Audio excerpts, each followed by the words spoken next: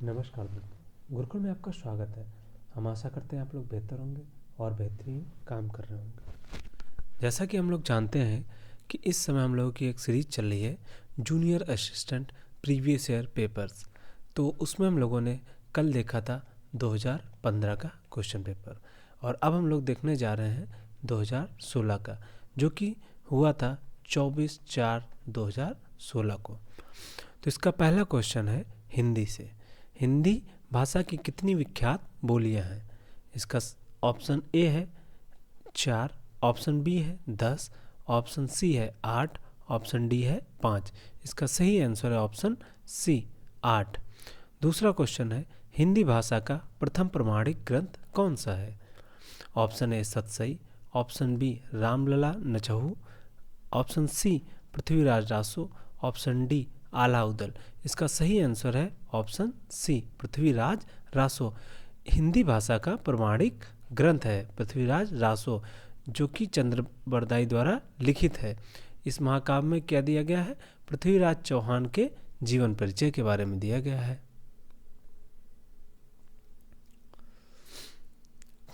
यह जो है ना वीर रस का सर्वश्रेष्ठ महाकाव्य है।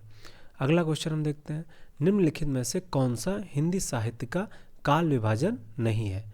ऑप्शन ए आधुनिक काल, ऑप्शन बी भक्ति काल, ऑप्शन सी रीतिकाल और ऑप्शन डी संयुक्त काल। इसका सही आंसर है ऑप्शन डी।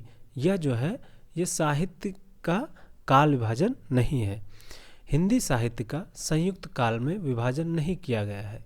हिंदी साहित्य आदिकाल जो कि 650 ईस्वी से 1350 ईस्वी तक, पूर्व मध्यकाल या भक्ति काल जो कि 1350 ईस्वी से 1650 ईस्वी तक, उत्तर मध्यकाल जो कि 1650 ईस्वी से 1850 ईस्वी तक, और आधुनिक काल जो कि 1850 ईस्वी से अब तक चल रहा है में विभाजित किया गया है।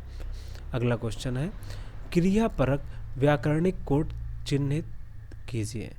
ऑप्शन ए कारक, ऑप्शन बी लिंग, ऑप्शन सी वचन, ऑप्शन डी पक्ष। इसका सही आंसर है ऑप्शन ए कारक।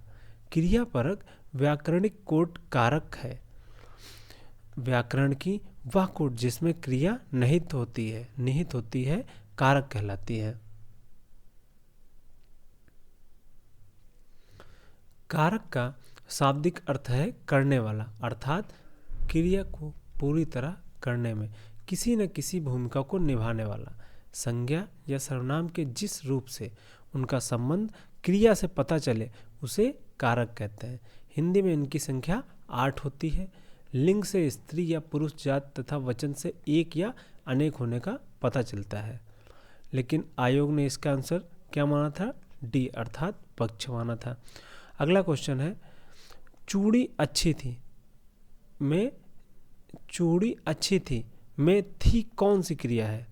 ऑप्शन ए योजक क्रिया, ऑप्शन बी अधिकारोक्तक क्रिया, ऑप्शन सी औचित्यबोधक क्रिया, ऑप्शन डी अप्रत्यक्ष क्रिया। इसका सही आंसर है ऑप्शन ए, चूड़ी अच्छी थी में योजक क्रिया है। क्या थी? अगला क्वेश्चन हम देखते हैं, क्वेश्चन नंबर 6। मूल अकर्मक धातुओं के साथ प्रत्यय लगाकर बनाई गई क्रिया धातुएं क्या कहलाती हैं? ऑप्शन ए संयुक्त धातु, ऑप्शन बी द्विकर्मक धातु, ऑप्शन सी साधित सकर्मक धातु, ऑप्शन डी समस्त धातु। इसका सही आंसर है ऑप्शन सी साधित सकर्मक धातु। क्रिया के मूल रूप को धातु कहते हैं। धातुएं अकर्मक एवं सकर्मक दो प्रकार की होती हैं। मूल अकर्मक धातुओं में प्रत्यय जोड़कर सकर्मक एवं प्रेरणार्थक धातुएं बनाई जाती हैं। विकल्प में साधित सकर्मक धातु दिया गया है, अतः यही उत्तर होगा। इसके अतिरिक्त दो अधिक धातुओं के संयोग से संयुक्त धातुएं बनती हैं, जैसे रोने लगा, हंस चुका, पहुंच गया आदि। जिन धातुओं के संपादन में दो कर्मों की आवश्यकता हो द्विकर्मक धातुएं कहलाती हैं। जैसे मैं लड़के को वेद पढ़ाता हूँ, यहाँ लड़का एवं वेद दो अलग अलग कर्म हैं, अतः पढ़ाता हूँ द्विकर्मक धातु है।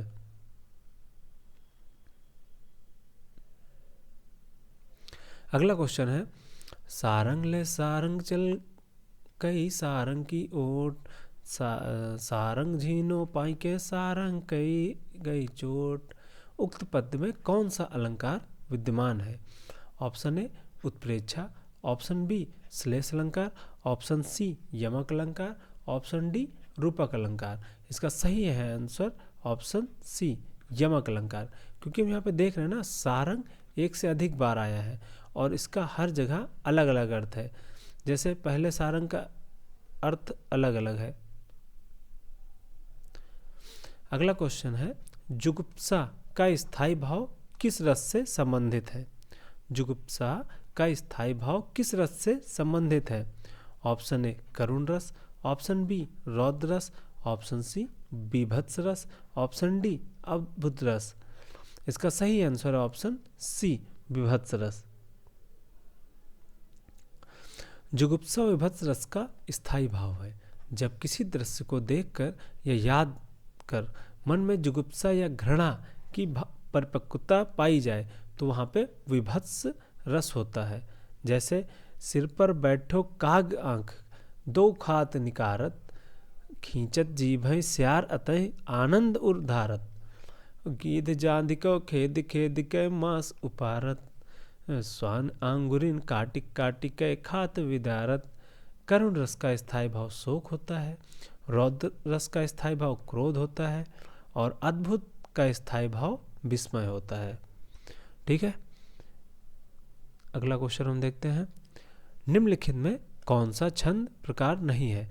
ऑप्शन ए दृष्टांत, ऑप्शन बी चौपाई, ऑप्शन सी दोहा, ऑप्शन सी सोरठा, ऑप्शन डी सोरठा। इसका सही आंसर है ऑप्शन ए दृष्टांत। दृष्टांत छंद का प्रकार नहीं है।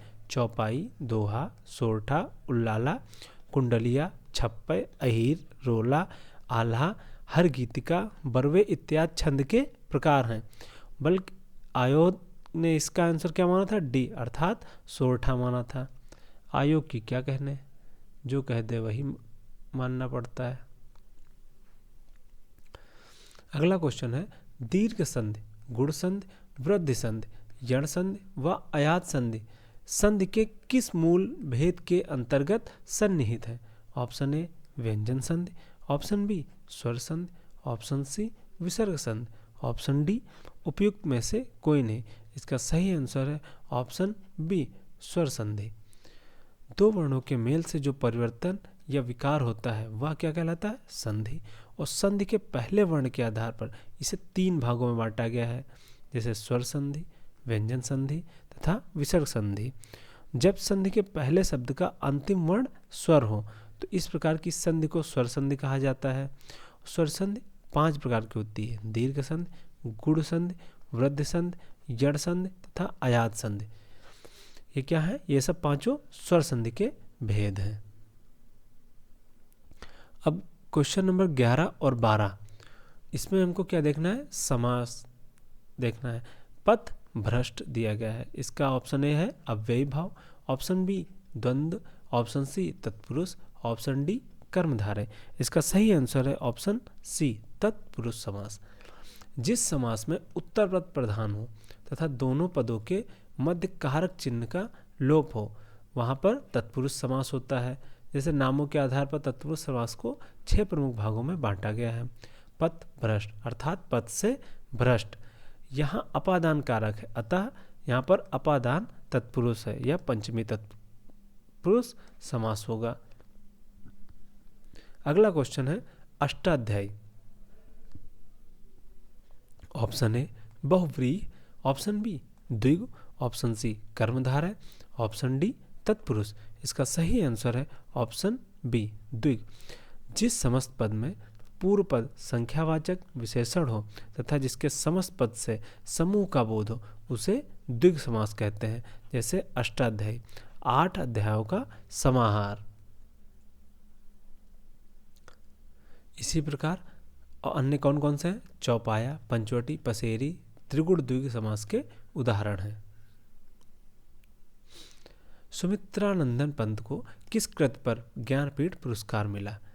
Option A Swarnadhuli, option B Lokayatan, option C Yugvani, option D Chidambara. इसका सही आंसर है ऑप्शन डी चिदम्बरा।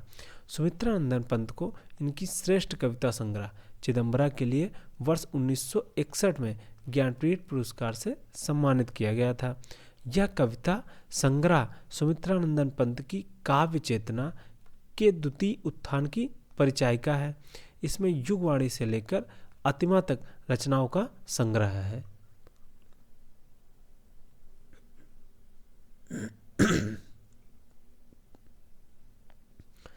अगला क्वेश्चन है, ब्रज भाषा का विकास किस अपभ्रंश से हुआ है?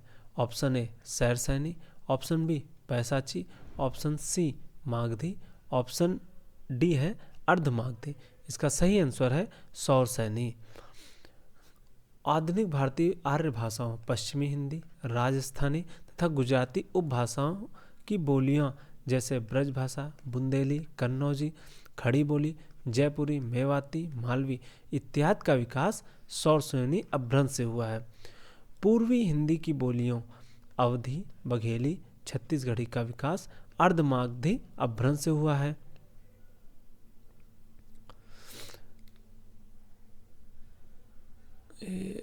कहाँ भाग रहे हो भाई?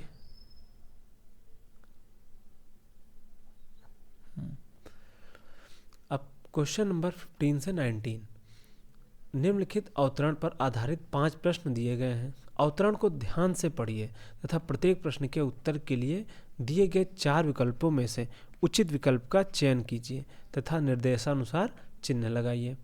चलिए हम पहले अब क्या करते हैं, पैसेज को पढ़ते हैं। राष्ट्र के सर्वांगीण विकास के लिए चरित्र निर्माण परम आवश्यक है। जिस प्रकार वर्तमान में भौतिक निर्माण का कार्य अनेक योजनाओं के माध्यम से तीव्र गति के साथ संपन्न हो रहा है, वैसे ही वर्तमान की सबसे बड़ी आवश्यकता यह है कि देशवासियों के चरित्र निर्माण के लिए भी प्रयत्न किया जाए। उत्तम चरित्रवान व्यक्ति ही राष्ट्र की सर्वोच्च संपदा है। ये इंपॉर्टेंट लाइन देख लेना। जनतंत्र के लिए तो यह एक महान कल्याणकारी योजना है। जन समाज में राष्ट्र, संस्कृत, समाज एवं परिवार के प्रति हमारा क्या कर्तव्य है, इसका पूर्ण रूप से बोध कराना एवं राष्ट्र में व्याप्त समग्र भ्रष्टाचार के प्रति निषेधात्मक वातावरण का निर्माण करना ही चरित्र निर्माण का प्रथम सोपान है। पाश्चात्य शिक्षा और संस्कृत के प्रभाव से आज हमारे मस्तिष्क में भारतीयता के प्रति हीन भावना उत्पन्न हो गई है। चरित्र निर्माण जो कि बाल्यावस्था से ही ऋषिकुल, गुरुकुल, आचार्यकुल की शिक्षा के द्वारा प्राचीन समय से किया जाता था, आज की लॉर्ड मैकाले ने की शिक्षा पद्धति से संचालित स्कूलों एवं कॉलेजों के लिए एक हास्यास्पद विषय बन गया है। आज यदि कोई पुरातन संस्कारी विद्यार्थी संध्या वंदन या शिखा सूत्र रखकर भारतीय संस्कृत में जीवन बिताता है तो अन्य छात्र उसे बुद्धू या अप्रगतिशील कहकर उसका मजाक उड़ाते हैं। आज हम अपने भारतीय आदर्शों का परित्याग करके पश्चिम के अंधानुकरण को ही प्रगति मान बैठे हैं। इसका घातक परिणाम चारित्र्य दोष के रूप में आज देश में सर्वत्र दृष्टिगोचर हो रहा है। हम क्वेश्चन देखते हैं इसके। तो अगला क्वेश्चन है 50 नंबर, जो कि पैसेज से दिया गया है। चरित्र निर्माण की परम आवश्यकता है समाजोपयोगी कार्यों के लिए, राष्ट्र के सर्वांगीण विकास के लिए, और सी है राष्ट्र की योजनाओं के संचालन के लिए, और डी है मानव मात्र के कल्याण के लिए। इसका सही आंसर है ऑप्शन बी, राष्ट्र के सर्वांगीण विकास के लिए। अब हम लोग पैसेज तो पढ़ ही चुके हैं तो इसका एक्सप्लेनेशन पढ़ने की कोई आवश्यकता नहीं है। अगला क्वेश्चन है, जनतंत्र के लिए लाभकारी हो सकते हैं। ऑप्शन ए निष्ठावान श्रमिक, ऑप्शन बी धनवान व्यक्ति, ऑप्शन सी उत्तम चरित्रवान व्यक्ति, ऑप्शन डी शक्तिशाली सिपाही। इसका सही आंसर है ऑप्शन सी, उत्तम चरित्रवान व्यक्ति। अगला क्वेश्चन है, उन्नत राष्ट्र के लिए विकास का प्रथम सोपान है। ऑप्शन ए भ्रष्टाचार के प्रति निषेधात्मक वातावरण, ऑप्शन बी जनता में सांप्रदायिक सद्भाव, ऑप्शन सी राजनीति के कुशल दांवपेच, ऑप्शन डी चरित्र निर्माण के लिए शैक्षिक वातावरण। इसका सही आंसर है ऑप्शन ए, भ्रष्टाचार के प्रति निषेधात्मक वातावरण।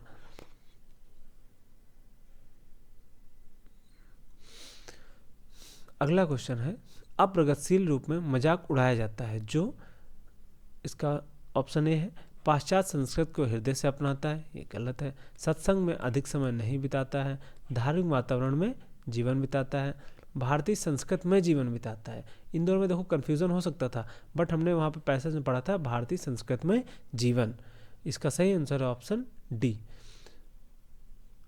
भारतीयता के प्रति हीन भावना का कारण क्या है? ऑप्शन ए पुरातन संस्कारी संस्कृत में जीवन, ऑप्शन बी लॉर्ड मैकाले की शिक्षा पद्धति। अगले ऑप्शन पढ़ने की जरूरत ही नहीं है। निर्देश प्रश्न संख्या 20 से 24। निम्नलिखित प्रत्येक प्रश्न में 3 वाक्य दिए गए हैं। त्रुटि वाले वाक्यांशों को चुनिए और उसके अनुरूप ए, बी, सी पर चिन्ह लगाइए। यदि वाक्य त्रुटिहीन न हो तो डी पर चिन्ह लगाइए। ऑप्शन ए, रामचरितमानस भक्ति काल की सबसे श्रेष्ठतम रचना मानी जाती है। इसमें कोई त्रुटि है या नहीं है? तो देखो यहाँ पे दिया गया है सबसे श्रेष्ठतम, या तो सब, देखो यहाँ पे सबसे और श्रेष्ठतम ये दोनों क्या हैं? ये जैसे कहते हैं ना कि, अरे इंग्लिश में मुझे, ये एक्चुअली दोनों ही एक्सप्लेन कर रहे हैं सर्वाधिक को।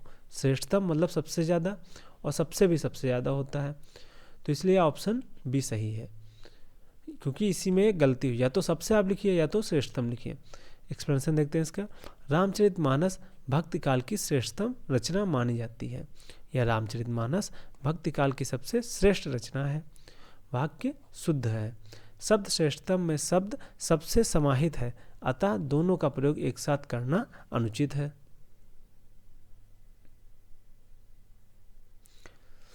अगला क्वेश्चन है, ठंड के दिनों में प्रातःकाल के समय सर्दी काफ़ी बढ़ जाती है, और अगला सेंटेंस है या इसमें कोई त्रुटि नहीं, तो इसमें भी वही है। ऑप्शन बी, जब हम कह रहे हैं प्रातःकाल तो यह खुद ही एक समय के पहर को दर्शा रहा है, तो यहाँ पे समय की लिखने की कोई आवश्यकता नहीं है, इसलिए ऑप्शन बी सही, क्योंकि गलती इसी में है। अगला देखते हैं, जब मोहन सभा स्थल पर पहुंचा तब सभा विसर्जन हो चुकी थी, और इस अगला है कोई त्रुटि नहीं। तो यहाँ पे देखिए सभा विसर्जन नहीं होता है, यहाँ पे क्या होता है? विसर्जित, विसर्जित होती है। एक्सप्लेनेशन इसका हम देख सकते हैं, जब मोहन सभा स्थल पर पहुंचा तब सभा विसर्जित हो चुकी थी, शुद्ध वाक्य होगा। ठीक है, विसर्जन जो है यह क्रिया है, जबकि यहाँ पे क्या होगा? इसके विशेषण का प्रयोग होगा, विसर्जित। अगला क्वेश्चन है, मैं जिस बस से जा रहा था वह बहुत भरी हुई थी। तो इसमें तो देखो कोई त्रुटि नहीं लग रही, तो ये तीनों क्या है? देखो एक दूसरे से संबंध एकदम सटीक लग रहा है, तो इसमें ऑप्शन डी को टिक करेंगे, कोई त्रुटि नहीं है। उसने लिखा था कि उसकी दुकान पर शुद्ध गाय का घी मिलता है। अब यहाँ पे देखिए शुद्ध गाय क्या होता है? गाय का शुद्ध घी मिलता है, गाय का शुद्ध घी होता है, गाय का शुद्ध घी।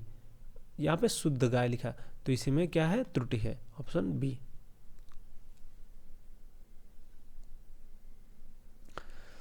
अब हम अगले क्वेश्चन देखते हैं 25 से 29 तक। निम्नलिखित प्रत्येक कहावत के लिए 4 समानार्थक वाक्यांश दिए गए हैं। उनमें से सही उत्तर के रूप में केवल विकल्प का चयन कीजिए और उत्तर पत्र पर चिन्ह लगाइए। पत्थर को जोंक नहीं लगती। ऑप्शन ए, सबल का शोषण नहीं होता है। ऑप्शन बी, मजबूत चीज आसानी से खराब नहीं होती।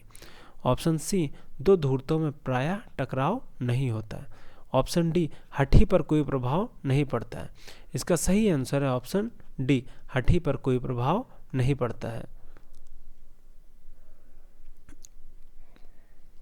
अगला हम देखते हैं विहंगम दृष्टि। ऑप्शन ए, गहरी नज़र। ऑप्शन बी, तीखी नज़र। ऑप्शन सी, मंद नज़र। ऑप्शन डी, सरसरी नज़र। इसका सही आंसर है ऑप्शन डी, सरसरी नज़र। काटो तो खून नहीं। ऑप्शन ए, पीड़ा शांत हो जाना। ऑप्शन बी, बिल्कुल निर्जीव हो जाना। ऑप्शन सी, भय के कारण स्तब्ध हो जाना। ऑप्शन डी गुस्सा शांत हो जाना।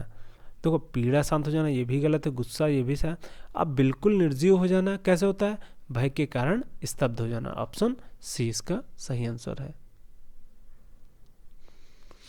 एक आंख न भाना, एक आंख न भाना। ऑप्शन ए उपेक्षा करना, ऑप्शन बी विरक्त होना, ऑप्शन सी तटस्थ होना, ऑप्शन डी बिल्कुल अच्छा न लगना। इसका सही आंसर है ऑप्शन डी बिल्कुल अच्छा न लगना।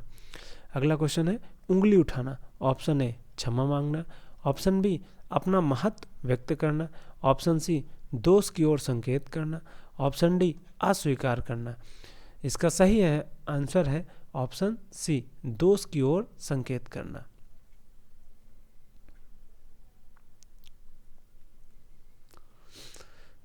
अब 30 से 34 प्रश्न संख्याओं को हम देखते हैं। निम्नलिखित वाक्यों में उनके प्रथम तथा अंतिम अंश 1 और 6 के अंतर्गत दिए गए हैं। बीच वाले 4 अंश या, रा, ला, वा के अंतर्गत बिना क्रम के हैं। चारों अंशों को उचित क्रमानुसार व्यवस्थित कर सही विकल्प चुनिए। अब इनको व्यवस्थित करना है, ठीक है, जैसे कल हम लोगों ने देखा था। पहला दिया है और छठा दिया, बाकी ये 4 मध्य में है।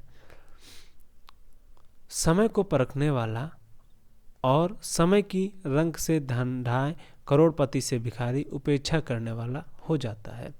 इसमें हम कल हम लोगों ने देखा था, सबसे पहले क्या है? रा और ला। सबसे पहले हम क्या रख के देखते हैं? रा। समय को परखने वाला, रंग से धन ढाए, धनाढ़, धनाढ़। ला क्या है? करोड़पति से भिखारी। ये इनका कोई कॉम्बिनेशन नहीं बन रहा है। समय को परखने वाला, रंग से धनाढ़ और करोड़पति से भिखारी। यहाँ पर कुछ होना चाहिए ना ऐड ऑन करने के लिए, जैसे समय को परखने वाला, ये गलत हो गया।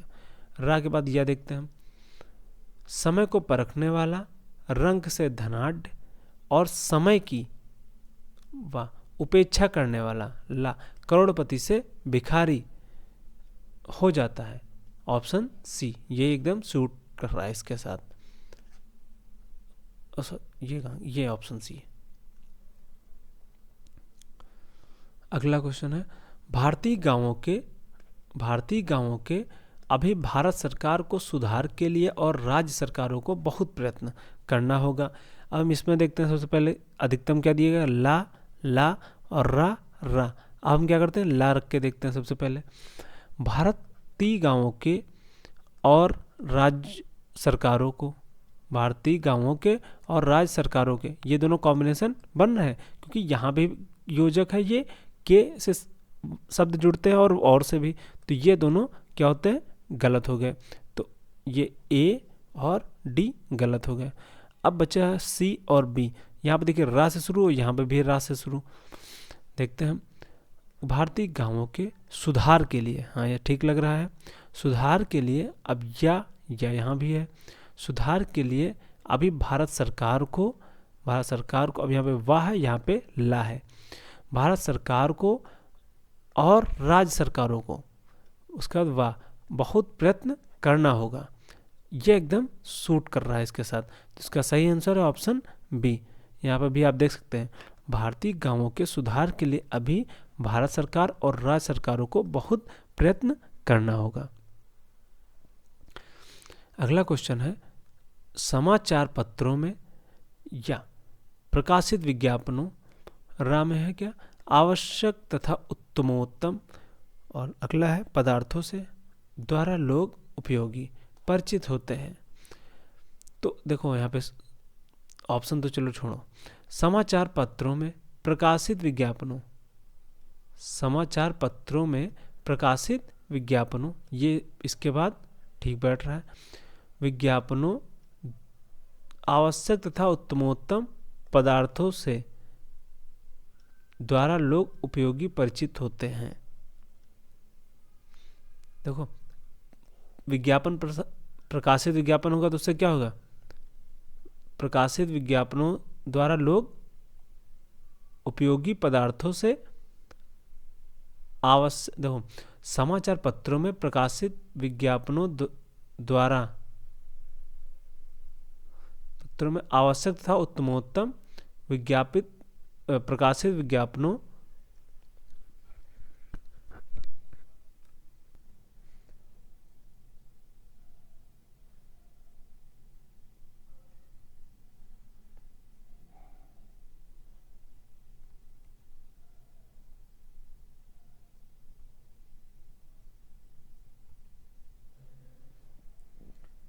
समाचार पत्रों में प्रकाशित विज्ञापनों द्वारा लोग उपयोगी, आवश्यक तथा उत्तमोत्तम पदार्थों से परिचित होते हैं। तो इसका क्या बनेगा?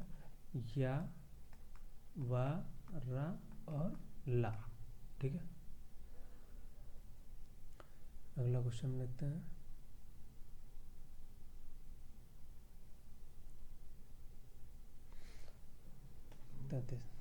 प्राचीन काल में अनेक पुस्तकें उपलब्ध कराना, जिसे एक व्यक्ति पुस्तकें हस्तलिखित होती थी के लिए विविध विषयों पर बड़ा कठिन था। इसको कैसे सूट करेंगे? प्राचीन काल में पहले ऑप्शन देख लेते हैं, या और ला। पहले या देखते हैं ना कि प्राचीन काल में अनेक पुस्तकें उपलब्ध कराना, ठीक है। उसके बाद रा, जिससे एक व्यक्ति पुस्तकें हस्तलिखित होती थी, जिससे एक व्यक्ति पुस्तकें हस्तलिखित होती थी के लिए विविध विषयों पर बड़ा कठिन था। ये या इसके साथ सूट नहीं कर रहा।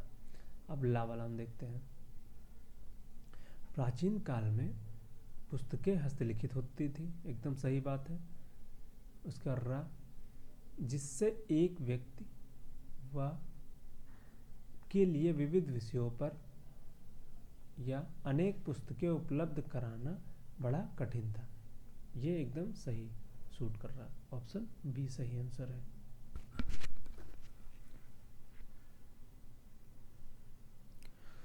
अगला क्वेश्चन है 34। भारत जैसे देशों के लिए कुटीर उद्योग अधिक जनसंख्या वाले अत्यंत उपयोगी सिद्ध हो सकता है। इसका हम सही क्रम लगा के देखते हैं।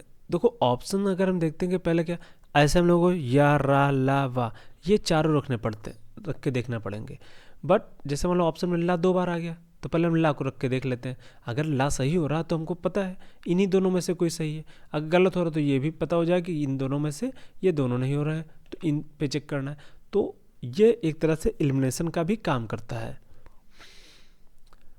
तो पहले हम क्या करते हैं, ला को देखते रख के। भारत जैसे अधिक जनसंख्या वाले, सही हो रहा। यह है देशों के लिए, ये भी ठीक लग रहा है। फिर रहा है कुटीर उद्योग अत्यंत उपयोगी सिद्ध हो सकता है, ये सही लग रहा मुझे, एकदम सही भी। और इसका आंसर भी सही, ऑप्शन ए। अगला क्वेश्चन है, हिंदी आकृत की दृष्टि से निम्नलिखित में से किस प्रकार की भाषा है? ऑप्शन ए प्रश्लिष्ट योगात्मक, ऑप्शन बी अयोगात्मक, ऑप्शन सी श्लिष्ट योगात्मक, ऑप्शन सी डी अश्लिष्ट योगात्मक। इसका सही आंसर है ऑप्शन सी श्लिष्ट योगात्मक। आकृत की दृष्टि से हिंदी श्लिष्ट योगात्मक या वियोगात्मक प्रकार की भाषा है। चीनी भाषा मंदाकिनी अयोगात्मक प्रकार की तथा द्रविड़ भाषा अश्लिष्ट योगात्मक प्रकार की भाषा है। अगला क्वेश्चन है, भाषा विज्ञान की दृष्टि से उ किस प्रकार का स्वर है? ऑप्शन ए पश्च विवृत, ऑप्शन बी अग्र संवृत, ऑप्शन डी अग्र विवृत, ऑप्शन डी पश्च संवृत। इसका सही आंसर है ऑप्शन डी पश्च संवृत। भाषा विज्ञान की दृष्टि से जिन स्वरों के उच्चारण में जीभ का पश्च भाग कार्य करता है उसे पश्च स्वर कहा जाता है, जैसे आ, उ, ओ, औ, आ। संवृत उन स्वरों को कहा जाता है जिन स्वरों के उच्चारण में मुख द्वार लगभग बंद रहता है, जैसे ई, उ।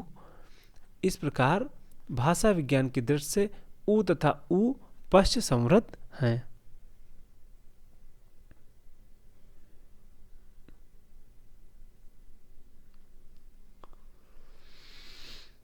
अगला क्वेश्चन है, छत्तीसगढ़ी किस भाषा की बोली है?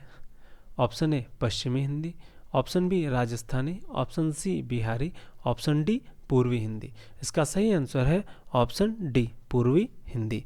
छत्तीसगढ़ी, बघेली तथा अवधी उपभाषा पूर्व हिंदी के अंतर्गत आती हैं। उपभाषा पश्चिमी हिंदी के अंतर्गत कौरवी, खड़ी बोली, ब्रज भाषा, बुंदेली तथा कन्नौजी आती है। पश्चिमी हिंदी सौरसेनी अपभ्रंश तथा पूर्वी हिंदी अर्धमागधी अपभ्रंश से विकसित हुई है।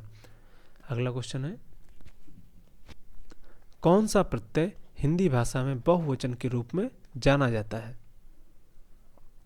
ऑप्शन ए ओ, ऑप्शन बी ए, ऑप्शन सी ए, ऑप्शन डी आ।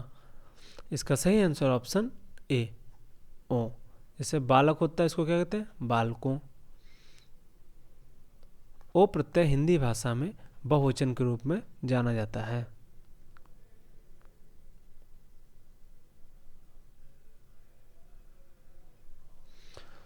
उत्कर्ष एक कुशाग्र विद्यार्थी है। यहाँ कुशाग्र कौन सा विशेषण है? ऑप्शन ए परिमाणबोधक, ऑप्शन बी सार्वनामिक, ऑप्शन सी संख्यात्मक संख्यावाचक, ऑप्शन डी गुणवाचक। इसका सही आंसर है ऑप्शन डी गुणवाचक। देखो यहाँ पे कुशाग्र जो है इसका क्या बता रहा है? गुण बता रहा है। वह विशेषण जो संज्ञा अथवा सर्वनाम के गुण, धर्म, स्वभाव का बोध कराते हैं गुणवाचक विशेषण कहलाते हैं। जैसे कुशाग्र नया, पुराना, मोटा, पतला, भला, बुरा, झूठा, सच्चा इत्यादि। इनमें से कौन भक्तिकाल कवि नहीं है? Option A Bihari, option B Surdas, option C Kabirdas, option D Tulsidas. इसका सही आंसर है ऑप्शन ए बिहारी। सूरदास, कबीरदास तथा तुलसीदास भक्तिकाल के कवि हैं। बिहारी लाल जयपुर नरेश जयसिंह के दरबार में रहकर काव्य की रचना करने वाले रीतिकाल के कवि थे। बिहारी लाल की एकमात्र रचना बिहारी सतसई है। इस मुक्तक काव्य में 719 दोहे संकलित हैं। बिहारी सतसई श्रृंगार रस की अत्यंत प्रसिद्ध और अनूठी कृति है। अब हम इसका अगला भाग देखते हैं, सामान्य बुद्धि परीक्षण, जो कि इसका भाग 2 है रीजनिंग का।